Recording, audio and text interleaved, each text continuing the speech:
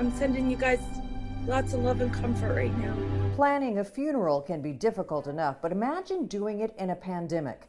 The coronavirus has forced the $20 billion a year death industry into the digital age. We've gone from an industry that, as I say, is very steeped in tradition, very slow to change, to really, gone from one extreme to the other.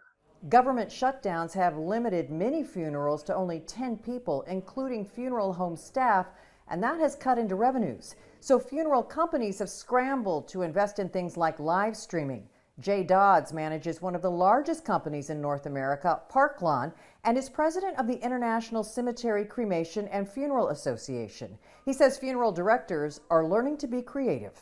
We've been doing drive-by funerals. We had a young man that passed away, and the family really wanted to have a service. So we did a setup in our parking lot, and over 200 cars drove by and paid their respects. It's things that 2 months ago we would have thought, well, that we would never do that. Customer expectations are also changing. A survey by the Foresight companies, which consults to the funeral industry, found that 40% of people expect live streaming to continue to be part of the industry, as increasingly fewer people feel the need to actually attend a funeral in person.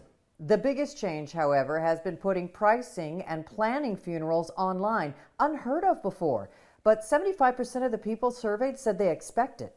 And actually 53% of the people are telling us that they won't do business with businesses that don't give them that level of transparency. We've always hesitated of putting them online because we're also mandated by the Federal Trade Commission to itemize our prices. So our price lists are pretty complicated. But Dodds expects that too will change. There's going to need to be more transparency from an online perspective. Not everything has changed. Demand for cremations has stayed about the same, and many people who've lost loved ones are still planning to eventually have memorial services.